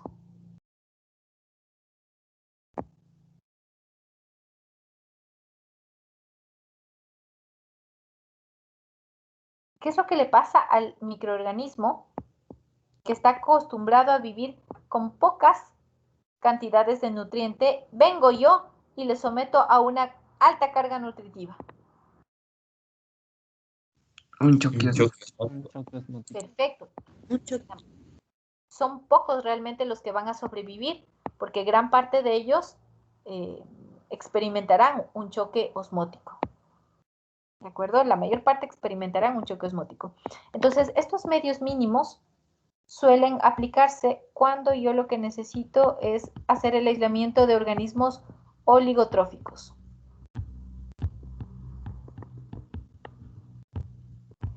En teoría, los microorganismos de ambientes naturales suelen ser considerados como organismos oligotróficos.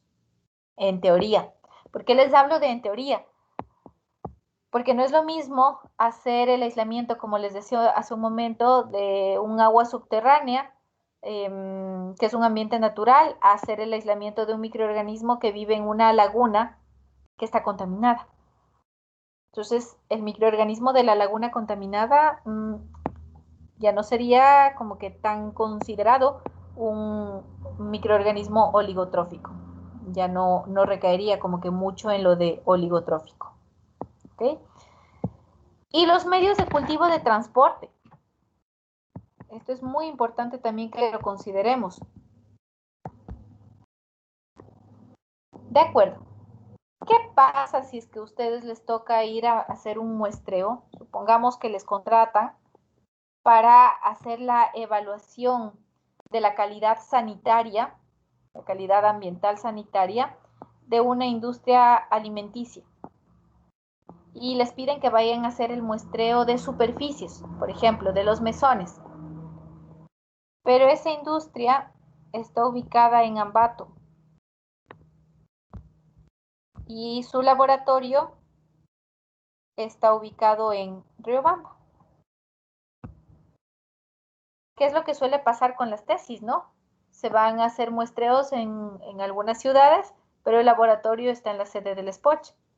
Entonces, entre Ambato y Riobamba, pongámosle que va a haber una diferencia de 1 hora y media. Así que ustedes llegan a Ambato, desarrollan el proceso de muestreo y se dirigen a Riobamba. El momento en el que ustedes toman la muestra y dejan que pase esa hora y media sin darle las condiciones adecuadas, es probable que sus microorganismos, que la carga microbiana que ustedes tomaron, que ustedes muestrearon, experimente un crecimiento exponencial. Acuérdense que esos microorganismos son tendientes a dividirse. Así que de Ambato a Riobamba, en el transcurso de esa hora y media, pueden empezar a multiplicarse. Y entonces el número, el recuento de microorganismos que yo obtenga en el laboratorio de Riobamba, ya no va a ser el correspondiente al mesón de la fábrica de Ambato, porque aumentó la carga, aumentó la cantidad. Así que yo debo tener muy en cuenta que cuando se requiere hacer una transportación de un sitio hasta el laboratorio correspondiente, yo tengo que utilizar estos medios de transporte. Como lo vemos en la imagen, consisten prácticamente en un hisopo. Este es un hisopo estéril. ¿Ok? Y esto que tenemos nosotros aquí, que les marco con celeste, esta es una especie de agar. Este es una especie de agar. No es tan rígido, no tiene la misma consistencia del agar que nosotros colocamos o plaqueamos en las cajas Petri. No es de esa consistencia tan dura, es una consistencia un poco más blanda. La idea es que los microorganismos que yo arrastre con el hisopo puedan ser colocados en un medio que les permita mantenerse viables, mantenerse con vida hasta llegar al laboratorio. Que se mantengan con vida, pero que no se dividan exponencialmente, porque yo no quiero que la carga microbiana aumente con respecto a la que hay en realidad. Yo quiero que se mantengan las condiciones reales. Así que este medio, que es, les decía, es como un gel blando, es un gel suave, tiene una mínima cantidad en cuanto a micronutrientes. Agua, desde luego, es básico, obviamente va a tener agua, pero la cantidad de nutrientes es muy baja, es mínima, como les repito. Así que nada, por ejemplo, nada de fuentes de carbono, ni fuentes de nitrógeno, ni factores de crecimiento, peptonas, absolutamente nada de eso. Porque como les repito, si yo lo coloco en ese tipo de medios de cultivo, tuve alguna vez un caso en el que le habían colocado en agua peptonada. ¿Fuente de qué es la peptona? Ya lo aprendimos en la clase de hoy. ¿Fuente de qué es la peptona? Vienen a ser fuentes proteicas. Así que yo voy a tener nitrógeno, fósforo, azufre. Le habían colocado en agua de peptona. Claro, al llegar al laboratorio tenía una carga microbiana altísima y dudaba mucho que correspondía a las condiciones reales en donde se hizo el muestreo. Y era por la forma en la que habían trasladado. Le habían colocado en el agua de peptona y viajaron. Entonces, definitivamente no, porque se trata de mantenerles viables, mantenerle con vida a esos microorganismos, pero sin proveerles de todas estas fuentes, nada de carbono, ni nitrógeno, ni factores de crecimiento, ni extractos, nada, nada por el estilo. ¿Estamos claros? Así que con esto hemos terminado la revisión de la parte de nutrición microbiana. Ahora sí, todas las preguntas que tengan ustedes, por favor.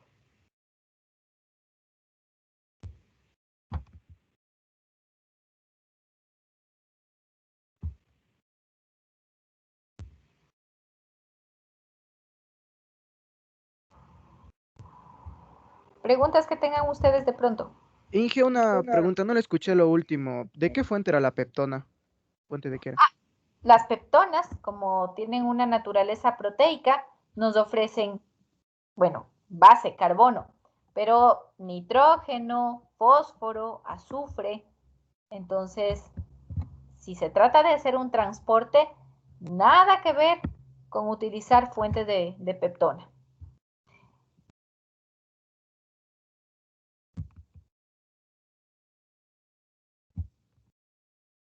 ¿Alguna otra pregunta que tengamos?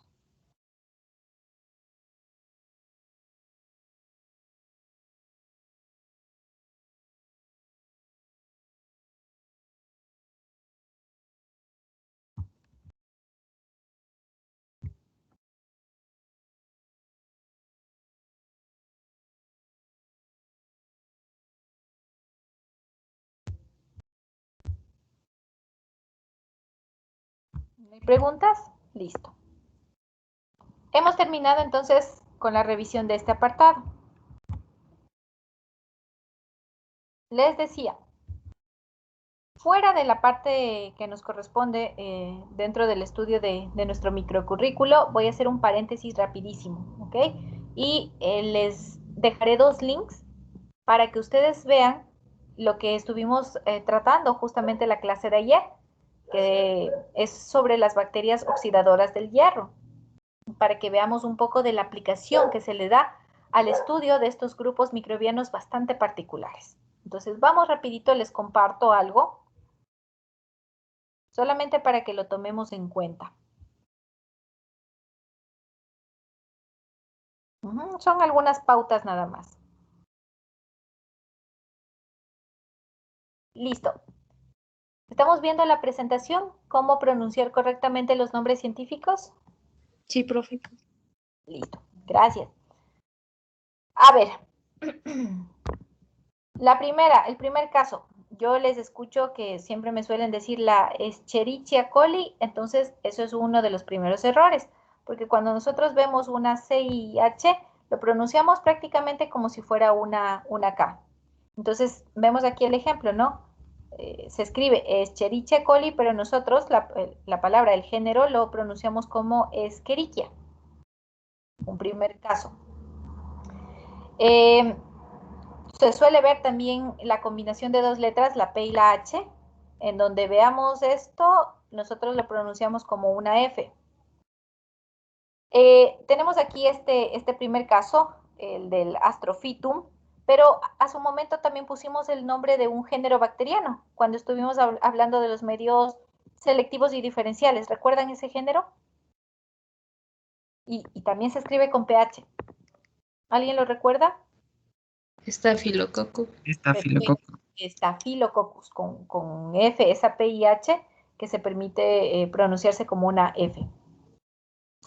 Cuando nos encontramos con dos letras L, bueno, es un poco difícil, pero la regla nos dice que se pronuncian por separado, porque nosotros a veces lo pronunciamos como una sola L. Por ejemplo, epithelium sería la pronunciación correcta, a pesar de que eso nos suele costar un poco y para nosotros es epithelium, una sola L, casi ni se nota, diría yo, muy poco perceptible. ¿Qué pasa en los casos en los que la letra T no es inicial y va seguido de una letra I? TI. En ese caso, nosotros le pronunciamos como una C.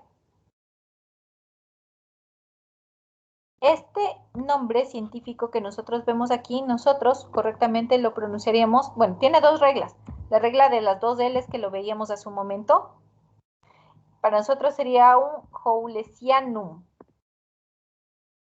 Esa TI le pronunciamos como si fuera una C, Houlesianum.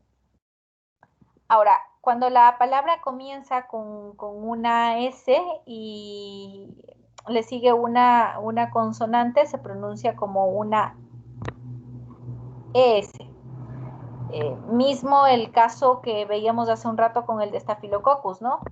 Nosotros le vemos que empieza con una S, pero no le pronunciamos Staphylococcus, sino como una ES, Staphylococcus. Las Jotas que se pronuncian como si fuera una letra Y. Vemos que se escribe Jamesoni, pero nosotros le pronunciaríamos como Yamesoni. Combinaciones de vocales OE y AE, simplemente las simplificamos y se pronuncian como si fuera una E. ¿De acuerdo? Entonces, esta palabra que se escribe como Calenchoe, ya dijimos que esa CH se pronuncia como una K y esa OE vendría a sonar como una E. Así que la pronunciación sería Calanque. Y finalmente, la última regla que nos dice, todas las palabras de latín son llanas. No existe acento o no existe tilde. Les decía, este es un paréntesis que abro para que pues, nosotros tengamos un poquito de conocimiento, sobre todo en la parte de pronunciación, y vayamos acostumbrándonos y cada vez evitemos cometer errores con el tema de pronunciación de los nombres científicos. ¿Ok? Les comentaba algo y les voy a cargar en este momento en el chat. Les decía que encontré 2 videos interesantes con respecto a las bacterias oxidadoras del hierro. Estos links les voy a dejar disponibles, como les comento, en el chat. Y antes de que nosotros abramos la clase de la próxima semana, vamos a comentar al respecto. Este tipo de bacteria es la Acidiotiobacillus ferroxidans. Es una bacteria oxidadora del hierro. Se la utiliza en procesos de biolixiviación en la industria minera cuando se necesitan hacer las extracciones de cobre. Se necesita extraer cobre y liberar de la presencia de otros minerales. Así que, por lo tanto, me conviene un tipo de bacteria que, entre otras cosas, digamos, entre comillas, consuma hierro. Ya sabemos qué significa ese consumo de hierro, que es la fuente energética para la bacteria. Por un lado, les decía, les dejo los 2 videos porque uno tiene que ver con la explicación metabólica y el otro tiene que ver con la parte aplicativa. Entonces, en este momento es obligatorio para todos mis estudiantes que podamos revisar estos videos y, como les digo, es la discusión base con la que abriremos la siguiente clase. Les copio entonces. Ok, aquí va el primero.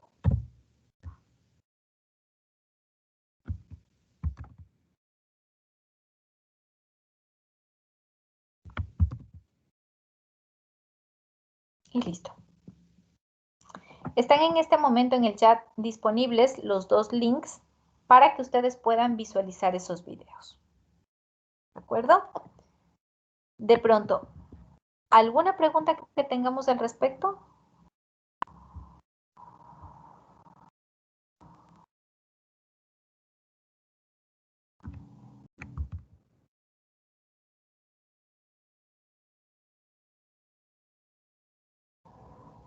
Profe, la otra clase primero es la lección y después clase, ¿no es cierto? No, más bien solemos dejar para la parte terminal lo que son lecciones o pruebas. Ya, profe. Listo.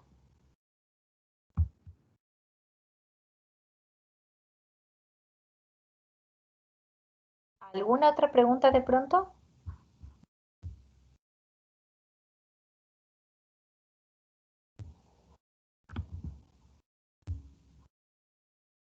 De acuerdo. Entonces, queda planteada esta tarea para que ustedes puedan revisar los videos que acabo de colgarles en este momento en el chat.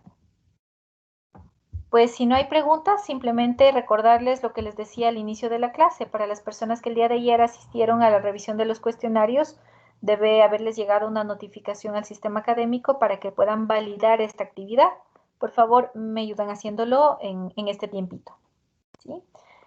Listo, chicos, les agradezco entonces, les agradezco mucho. Inge, ¿Sí? Disculpe que le moleste, ¿me puede ayudar con la asistencia? Es que al inicio tuve un problema con mi computador y no me pude unir. Listo, Fernando, ya le coloco la asistencia en este momento. Muchas gracias. De acuerdo. Bueno, igual Inge a mí.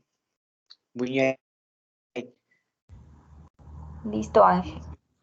De igual manera, Charles Cabrera. No. Gracias, Inge. No se retrasen mucho, porque veo por ahí caritas repetidas que siempre me piden que les coloque la asistencia al final, entonces procuremos ir normalizando esto, ¿ya? Listo. ¿Alguien más de pronto? Yo, Inge, Charles Cabrera. Charles. Muchas gracias.